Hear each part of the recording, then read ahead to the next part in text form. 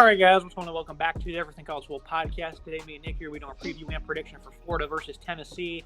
Looking at some of the game notes, 10-point line is the opening mark for Tennessee at -10. Over under 63, 3:30 p.m. Eastern Time on CBS. This one will be contested in Neyland Stadium in Knoxville. Florida leads the series all-time 31-20. They've won the last 5. You know, Nick, looking at this Florida offense, Anthony Richardson. I think it was Mel Kiper or Todd McShay, one of those guys. He was a top 10, top 15 prospect coming into the year. And, it's really been a bumpy start for Richardson. In week 1, he looked good against Utah, had those 3 rushing touchdowns, looked very comfortable as a passer, but he was pretty spoon-fed in that game. Utah did not have much of There was a lot of man coverage he was able to take advantage of. And, it was just a pretty basic game, really, from Richardson. So I think a lot of people overreacted to that because the last 2 weeks has been, not good one bit. He's really struggled as a passer. He's obviously really dangerous as a runner. Still has 134 yards and 3 scores on the ground. But 0 touchdowns passing, 4 picks, 53% completion rate. Terrible numbers from Richardson, really. And Jack Miller, I believe he's out for the year. So they don't have a second option here. So Richardson's going to have to step up, Nick.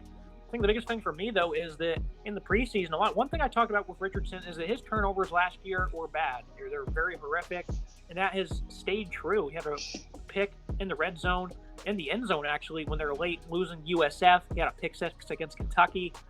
What can we do here with Anthony Richardson, if you're Florida, to get him kind of in rhythm and to start producing more? Because a 53% completion rate, only 168 yards as a season-high passing is just not good. I love Anthony Richardson top to bottom. I think he's a really talented player, but the turnovers is the real issue. You and I were both concerned about that in the offseason, and it's really shown this year. I mean, we're only 3 games and he already has 4 interceptions, including those 2 bad ones. The one against USF on Saturday night was just absolutely disgraceful. He shouldn't have been throwing anywhere near that area in a close game like that. They could have easily lost that game against USF. They escape off of a bad snap. Richardson's not been getting much help. He's been sacked twice. There's been a lot of pressure on him the last 2 games against Kentucky and USF. They're able to rush and get some pressure on him. He seems to be uncomfortable in the pocket. Only 423 yards on 77 attempts so far. He doesn't have a passing touchdown. I don't know if it's the weapons around him, if that's the problem. They seem to be lacking that big kind of breakout play wide receiver here. They're really going to have to rely on the run to pick up any sort of ground in Neyland. It's gonna be a tough atmosphere in there. It's gonna be hard to hear, a loud atmosphere for sure. I know Rocky Top is certainly excited considering how good Tennessee is for the first time in a while. Richardson, I think he just needs to focus up a little bit more because the completion percentage at 53.2 is far too low for a guy that's being pegged down as a top 10, top 15 draft pick in the upcoming draft. The talent is certainly there. The potential is certainly there. We just have not seen anything from him in the passing game. The running game has looked good from him this year. We always expected that. He can carry the ball. 5.6 yards per carry is the average, and he has 3 touchdowns on the ground. But he really needs to focus on completing those passes and hitting his wide receivers and making better decisions in the pocket. Well, that rushing production, all of it really came against Utah. 106 and 3 scores. That's pretty much all of it. He only had 6 attempts for 4 yards against Kentucky, 7 for 24. So they weren't really trying to utilize him in that capacity, which I think is a mistake because that's really where he thrives. We'll get to the running game in a minute because that's really a bright spot of this offense, but they're focusing on the passing game still. Another one of his picks against Kentucky, I believe it was the pick 6. He just threw it right to the defender. These turnovers are just horrendous, and they really cost his team badly.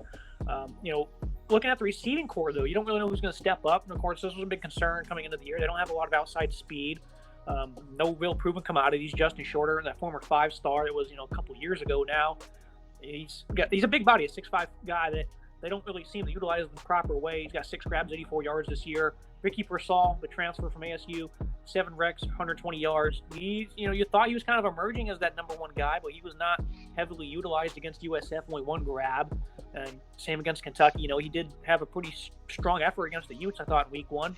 And then this stat line from Xavier Henderson makes no sense. 15 receptions for 94 yards. I've never seen that ever. I know it's early on in the year, but still, just to see that, this does not make any sense. He's not being very efficient one bit. I like that they're getting him the ball, but they don't want to be seen to doing it the right way. I'm not really sure how to feel about this passing attack. Obviously, they're going to have a pretty favorable matchup, I'd say, against Tennessee secondary, but I'm not confident one bit, Nick. I think the growth opportunity is certainly there, but the ceiling is not very high this year for this Florida passing attack. How much do you think it's going to affect them in this game here against the Bulls?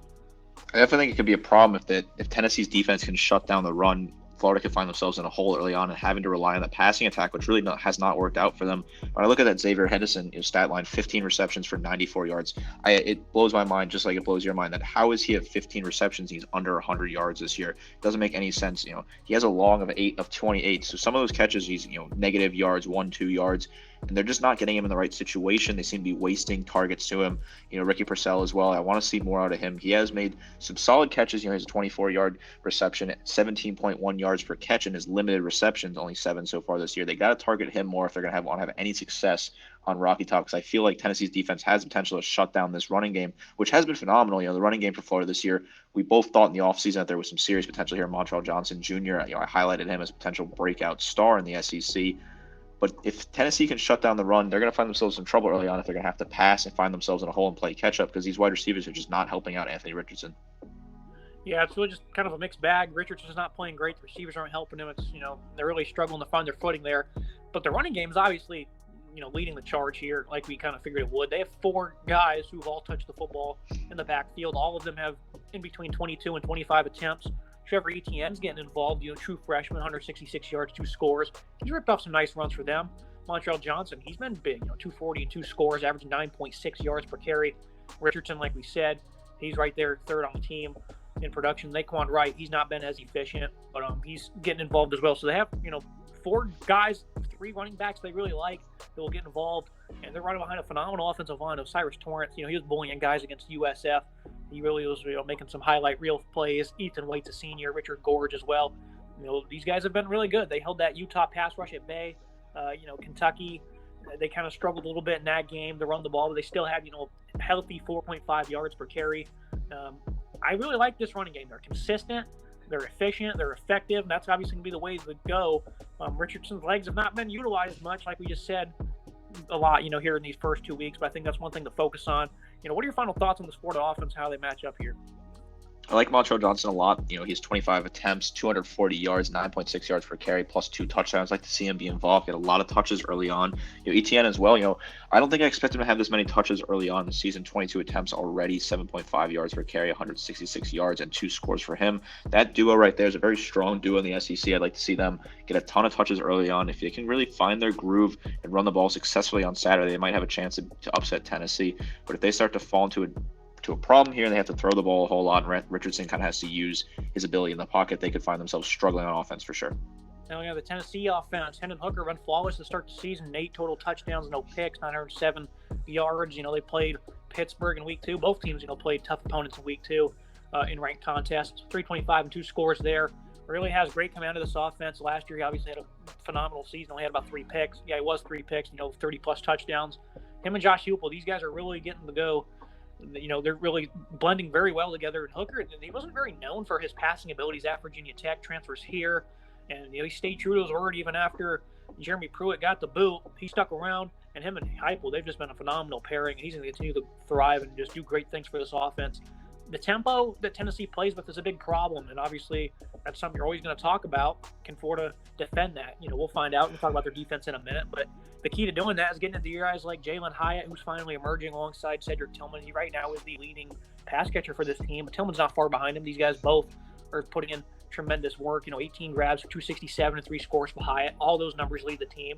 And Tillman's right behind him, who had a big time game against Pittsburgh, showing why he's considered one of the nation's best. 9 grabs, 162 yards, and he had a big touchdown as well.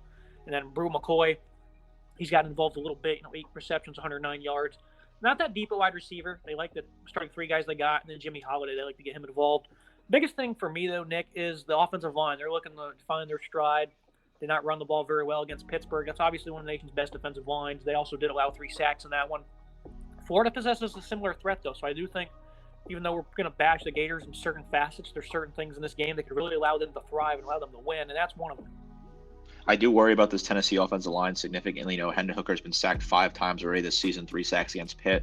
And if they can protect them, I think the sky's the limit with Hooker. He's so talented. We both felt that way in the offseason. This guy's got a ton of potential. Virginia Tech, you didn't really see that accuracy. It seemed like he was going to struggle when he made that transition to Tennessee, but he's been with 2 coaches and has had success now under Josh Heupel. 69.4% completion percentage so far this year, 0 interceptions, 6 passing touchdowns, 844 yards on 85 attempts, but almost about 10 yards per throw. I love what Hendon Hooker has done. He's really kind of stepped up and been that leader that the Tennessee Volunteers have been missing at quarterback.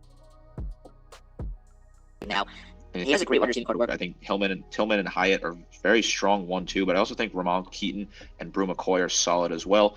This is a solid offense top to bottom. If Hooker can be protected, the offensive line can protect him against this tough Florida defensive line. I think they have a real opportunity here because the Hooker is definitely comfortable in passing, and if he has to resort to throwing the ball a whole lot, I think he can handle that. The running game has not been great for Tennessee this year, but they haven't really needed to rely on it. They've been really getting a lot of help from their pass catchers, so I don't expect the rushing game to play as big as effect. I think they'll be able to keep their front foot on Florida this weekend. One of the big things they'll do, though, is they'll attack the boundaries of screen, that tempo and whatnot. That really makes up for the running game. So, I'm not really too worried about that. They were great in the 2 games against these group of 5 opponents. Pittsburgh, of course, kind of had their way with them, but they did score 2 touchdowns on the ground, so they're able to find their way into the end zone. Jalen Wright's really emerged as the leading back for them. Jabari Small, he's really good. Dylan Simpson has 3 touchdowns. So they got plenty of guys they're going to give the go-to. They're going to spread the rock here. I do think this tempo it's something to watch. We'll see if Florida can defend it.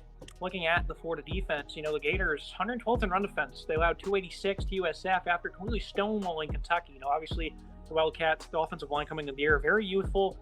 They weren't great week 1 against Miami of Ohio, so I did figure they would struggle a good bit. And they were pretty solid against Utah as well. Late in that second half, though, they're really starting to get grinded down on, so that kind of skewed the numbers there.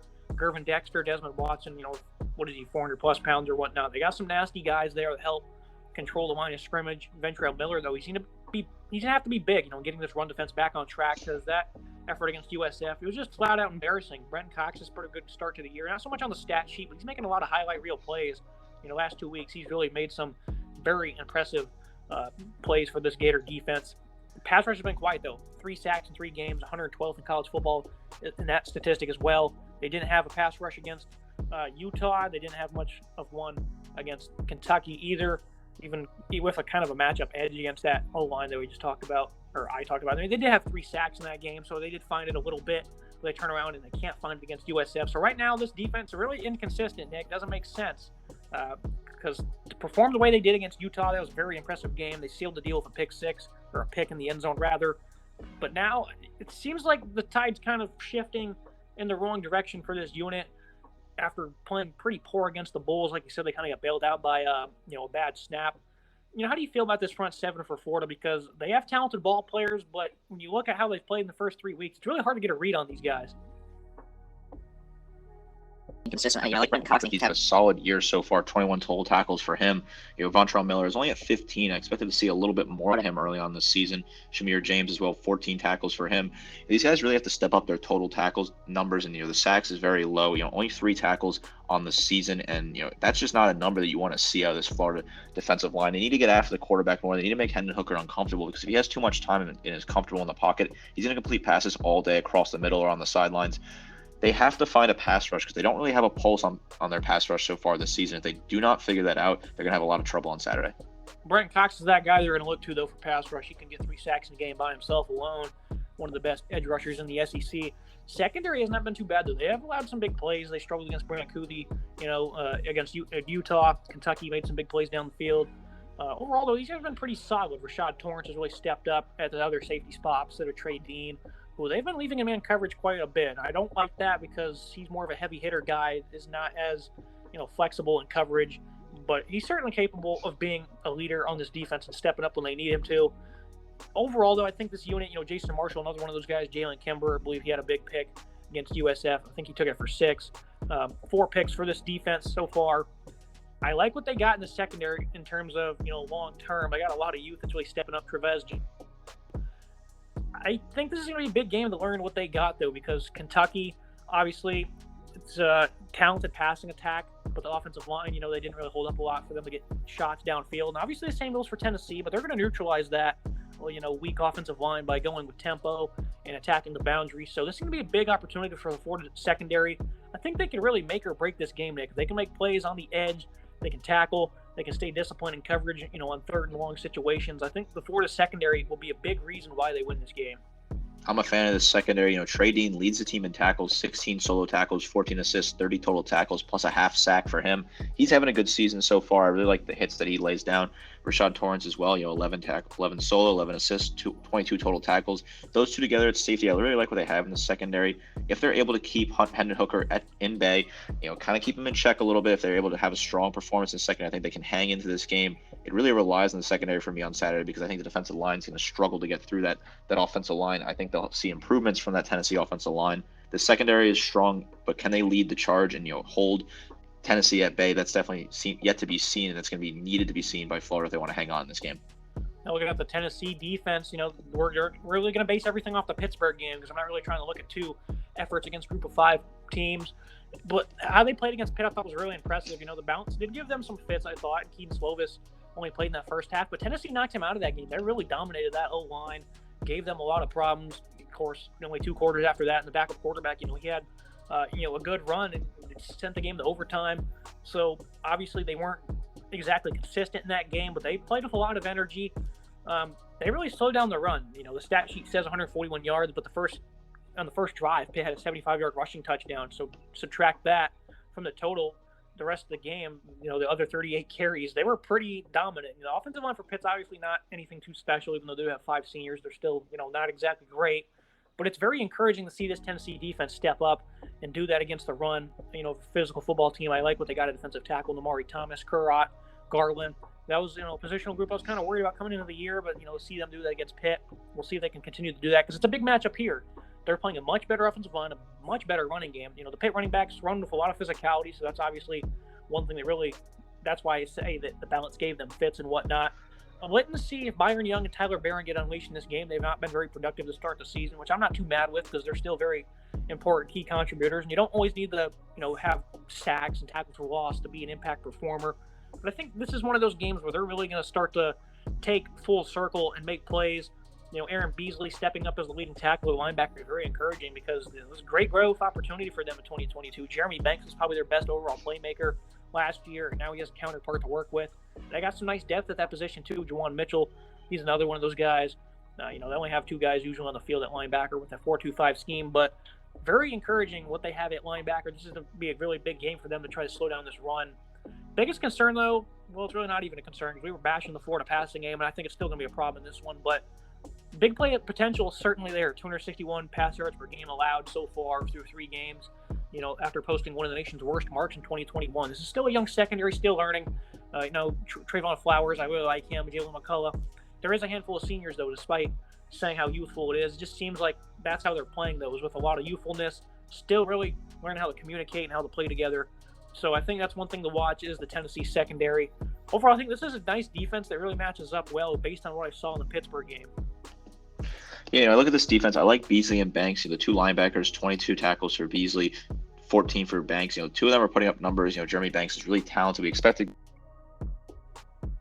the numbers he's put up. I'm impressed by him for sure. Trayvon Flowers as well, 16 tackles, having a pretty good year so far. I need to see a lot of this Tennessee defensive line. I want to see them get after the quarterback. Can they disrupt Anthony Richardson? If they can certainly disrupt him and slow down the running game, I think they'll have a lot of keys to success here because this passing game, I just don't trust it with Florida. We said that earlier on. I do worry about the big play potential. If Richardson can find his feet, get comfortable, he may be able to launch one down deep and beat this secondary that has some trouble getting beat early on in the season. I like this Tennessee defense overall, though. They're playing a little better than I thought they were. Like I said, Beasley and Banks and Flowers are all putting up numbers a little bit more on the pace than I thought they would be. I like this defensive line top to bottom. I think this Tennessee defense is solid. I think they'll be able to take care of themselves on Saturday. Well, yeah, team comparisons. That quarterback, I'm going to give Tennessee the edge. Pretty obvious there. Running back, I'm going to give the Florida backfield the edge. Both of them are pretty deep, though, but I do think this Florida running game is much better. Wide receiver, Tennessee, Cedric Tillman, one of the nation's best. I think that alone gives them the edge. I do like Jalen Hyatt over anyone, whoever the number 1 will be for Florida, though, as well. Offensive line, the Gators, they'll get the edge, though. Cyrus Torrance leads a big, nasty group. It's really been bullying people so far. D-line, I think this is the only one that really you could kind of, debate me with because the D-line for Tennessee, obviously, they really stepped up against Pitt. They got 2 great edge rushers. But I think Gervin Dexter, Bretton Cox, these are 2 of the best in the conference. They're going to push for first team all conference. I'll give them the edge at D-line. Linebacker for Tennessee, Jeremy Banks, he's just waiting in the wings to step up and be that playmaker for them after a phenomenal season last year, and Beasley's already doing that. So I think there's a lot of high upside there, and they're having a great start to the year. And then the secondary, I'm going to give the Gators the edge. Individual players, I think, are better for them, guys like Marshall and Dean. And overall, I think they've had a pretty good start to the season. Nick, do you have any disagreements here? And what's your favorite positional group for one of these teams? I think the running back core for Florida is definitely my favorite group out of these teams. I love what they've done so far. They've really been able to produce on the ground. I think that's a solid running back duo. I love what they can do. Like Florida's DBs, I think we talked about it when we talked about the Florida's defense. There's a lot of talent there, a lot of talent that people don't really know about. I think that this is a super talented defensive back core. Trey Dean having a solid season, Torrance already having a solid season as well. I agree with these comparisons. I think, the defensive line, maybe you could flip that one. I think some people in the comments might argue that, but I think Florida gets the edge for me just a little bit right now, and I want to see if they're able to do that on Saturday, because if the offensive line for Tennessee cannot hold up, they could find themselves in trouble early on. We'll get the final thoughts and the prediction on this one. Keys to the game for Florida. You got to get Richardson in rhythm somehow. Just run the ball respectable so he can have some play action to get him out of the pocket so he can complete passes. And the defense, don't get rattled by the tempo here, because that's going to be the biggest challenge, really, mainly for that secondary. I think for Tennessee, grinding down the Florida run defense, kind of like Utah was doing in the back half of that game. If you can run the ball, it's really going to allow you to thrive with that tempo we keep harping on. And then I think for the defense, the pass rush, only send for one to get home with 4 guys, even though the offensive line is really good. I do like Young coming off the edge and whatnot, but I think for the biggest reason, really, Nick, is because if you drop 7 or 8 guys in the coverage, Anthony Richardson, I'm not confident in his ability or the wide receiver's ability to attack a zone coverage that has that many guys sitting in it. So I think that's my biggest key for them. We'll see if they. I wouldn't even bother sending linebackers unless you're really getting desperate, which I don't expect them to be. I think that's really going to be a good key for their defense. What do you think about those keys for both those teams? I like UT only pass rushing 4. I think they should stay back. I think that's a solid way to do it. There's no need to send the linebackers, and I think especially early on, and then Richardson, he has to find a rhythm. Richardson needs to be comfortable, needs to complete some passes early on, get comfortable in the game, because if he does not do that, this team could find themselves down in a hole early, and you do not want to be playing catch up on the road in Neyland, because it's going to be loud in there. The crowd's going to be in this one. They're doing the checkerboard crowd set up this weekend. They're going to be loud. Rocky Top is ready for this game. So if Richardson's not comfortable early on the ball and is constantly behind the pace of the game, they're going to find themselves in a lot of trouble. He's got to be comfortable early on in the game. And that leads us to the prediction. Of course, we both have Tennessee covering in this one. I do think Florida can compete. Like you said, I think they're going to be down. In the second half, they're going to have to throw the ball, and they're not going to be they're not going to be successful in doing that. So Tennessee should win this one. Should be a great game. Florida's won 5 in a row. This is always a great rivalry, so I would not be shocked one bit if it comes down to the final whistle. So it's going to be it for today's episode, guys. Nick, what is your final thoughts on this game? This is an exciting game. Game day is going to be in Rocky Top for this one. This is the first big game in a while for Tennessee. These fans are very excited. I expect the atmosphere to be incredible. This Tennessee team's really good this year, but Florida's also exceeded my expectations. I didn't expect them to beat Utah week 1. And, they played well against Kentucky, but ended up losing to what is a better squad overall. But Florida, top to bottom, has really played a lot better than I thought they would so far this season.